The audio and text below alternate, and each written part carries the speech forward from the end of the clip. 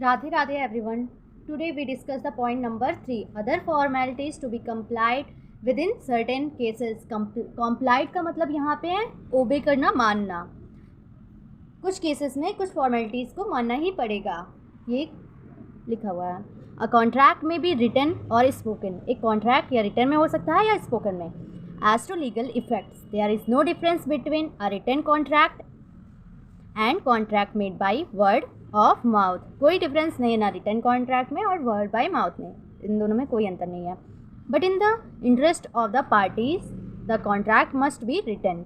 But कुछ cases में ऐसा होता है कि पार्टीज चाहती हैं वो रिटन कॉन्ट्रैक्ट करें. In case of certain contract some other formalities have to be complied with to make an agreement legally enforceable by law.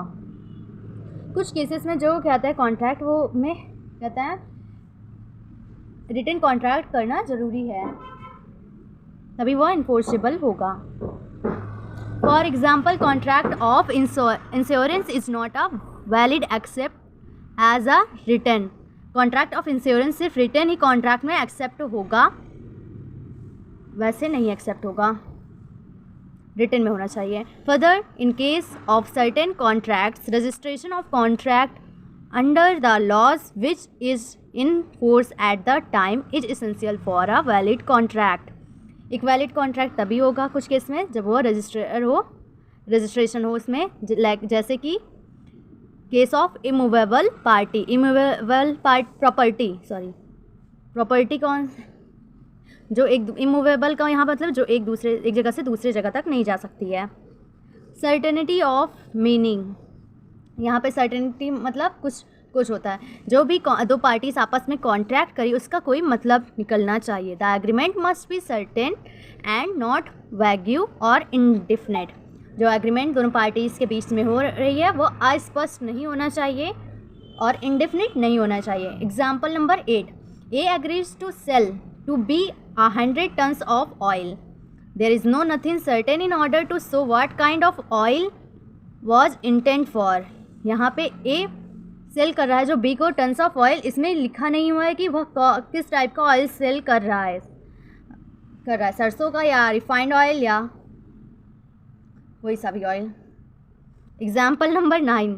XYZ limited agreed to lease the land to mister A for indefinite years. XYZ ने क्या था lease पे land दिया था mister A को indefinite years के लिए. The contract is not valid as the period of lease not is mentioned. क्योंकि ये कॉन्ट्रैक्ट क्यों नहीं वैलिड है, क्योंकि इसमें ईयर नहीं दिया. इंडेफिनिट पीरियड मतलब इसमें ईयर देना ज़रूरी था. Possibility of performance of an agreement. The terms of an agreement should be capable of performance. An agreement to do an act impossible in itself can not be enforce. जो हम contract कर रहे हैं उसका कोई मतलब निकलना चाहिए, तभी वह एक कॉन्ट्रैक्ट कहलाएगा. और जिस कॉन्ट्रैक्ट को हम कर सके वही कॉन्ट्रैक्ट कर सकते हैं. Example number 10. A agrees with B to discover treasure by magic. The agreement can not be enforce as it is not possible to be performed. A ने बी से क्या आता है एग्री क्या था मैजिक से अपने एग्रीमेंट किया कि मैं अपने जादू से क्या आता है ट्रेजर खजाना ढूंढ कर ले आऊँगा. The agreement can not be enforce, it is not possible, क्योंकि यह पॉसिबल ही नहीं हो सकता है कि ऐसा भी हो सकता हो. जो चीज़ पॉसिबल नहीं है उसे कॉन्ट्रैक्ट में नहीं इंक्लूड किया जाएगा. Now according to section 10 of the Indian contract act 1872 the following are the essential elements of valid contract. First, offer and acceptance और an agreement. An agreement is the first essential element of a valid contract. जो agreement होता है first element होता है किसका, एक valid contract का.